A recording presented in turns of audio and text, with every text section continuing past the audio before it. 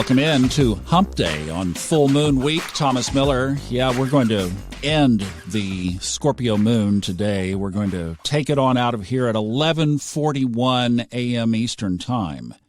So there is a void, of course, from 8:30 a.m. until 11:40, and then we have a Sagittarian moon. So if you've been feeling a little heavy, or if you did some deep work, take a couple of days and breathe some Sagittarian air. Yes, things have been a little intense over the last few days, have they not? So, yeah, just time to take a little bit of chill there. Well-deserved. If you did the work, great. If you missed the opportunity to do a little releasing around the actual full moon on Monday night, catch it this morning if you can. Catch it early before the moon slides out, because you'll at least be in that same Scorpio energy, at least a remnant. Now let's go around the chart, just get in our minds where things are, because really that's the only other major aspect. And I do have a great question we'll get to here, but let's fix in our minds where the energies are. Pluto, now in retrograde, is in Capricorn. We've been talking about Pluto relative to this chart of the United States. Pluto is starting its retrograde at 26 degrees Capricorn. The United States Pluto is 27 degrees. So for the next 5 months, Pluto is going to be moving away from the location of Pluto in the United States chart. I know we're splitting hairs here because by orb, it's there. We're in it now. The exact date is February of 2022. Right now, we are going to see what the retrograde period affords. We've actually mentioned this before. There's no country in existence today that has been a world dominant power, if you will, superpower, whatever you want to call it, however you want to classify it, but has been predominant on the world's stage that has had a Pluto return. So there's nothing that we can go back and point to as any kind of comparison, because Pluto takes 48 years to go all the way around the chart for it to complete an orbit around the sun. There's no human being alive that has had a Pluto return. So we can only speculate and observe, and the best thing to do is to observe and just watch what unfolds. Pluto is in Capricorn. Saturn and Jupiter are in Aquarius, but Jupiter has its eye on Pisces.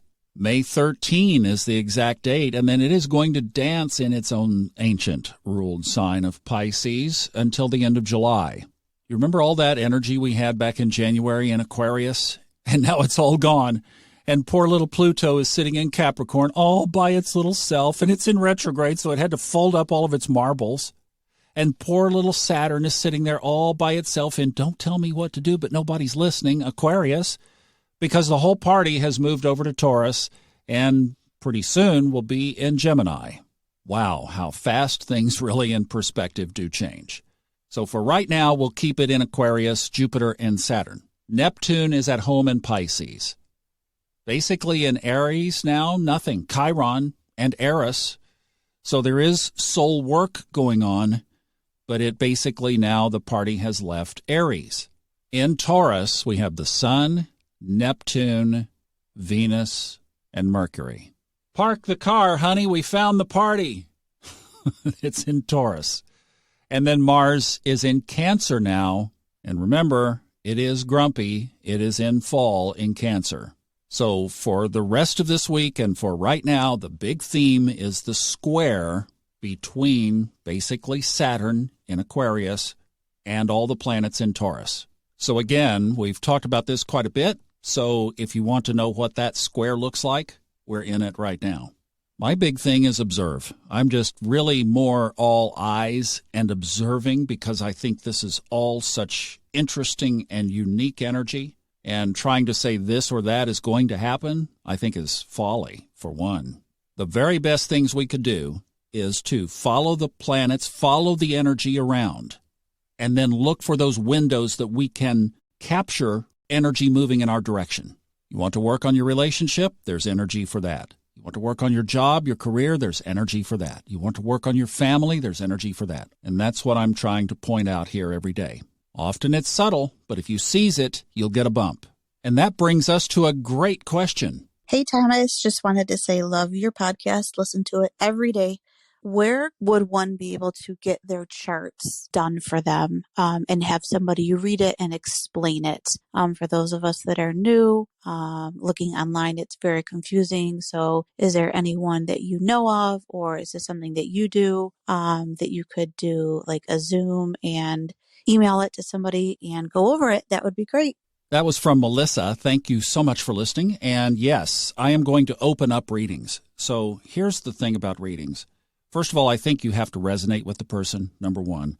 Number two, some kind of background or foundation of why you are seeking this person out. Intuition is also important. Are you just doing a rote reading, or are you feeling the chart? Astrology charts are an amazing trigger for intuition. Whoever you get, make sure they read intuitively.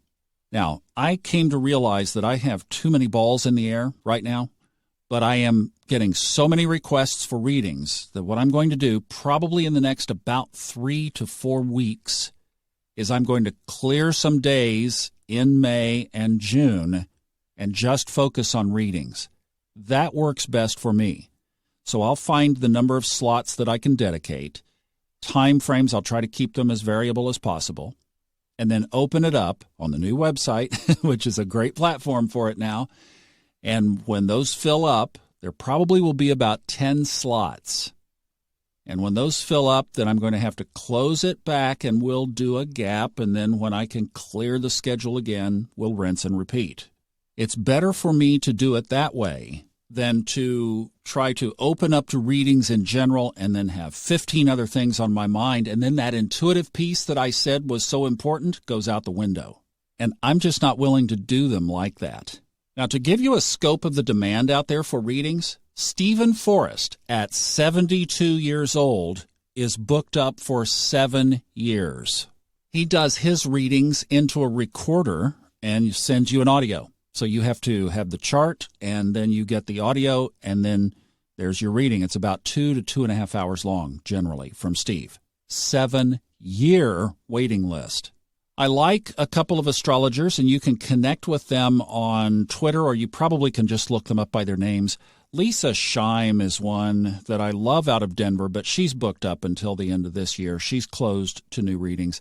Patrick Watson is on Twitter, and Patrick does readings, and I think would give you a really good one.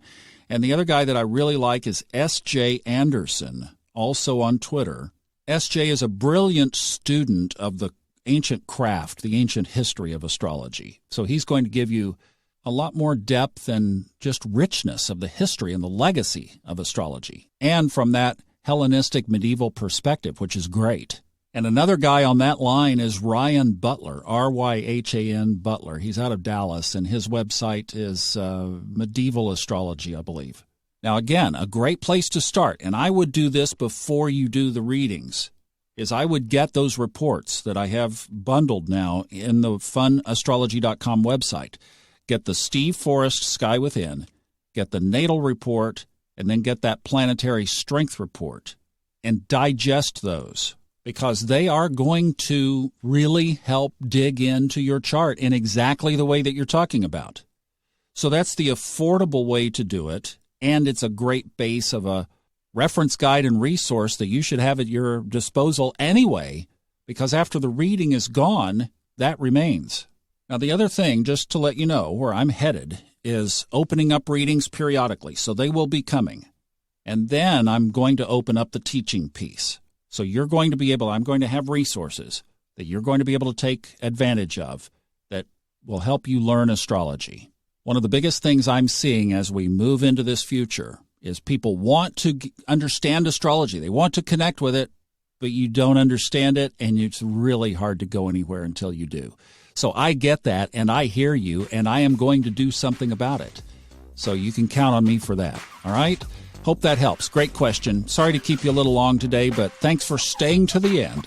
Have a great day, and I'll see you back tomorrow. Bye-bye.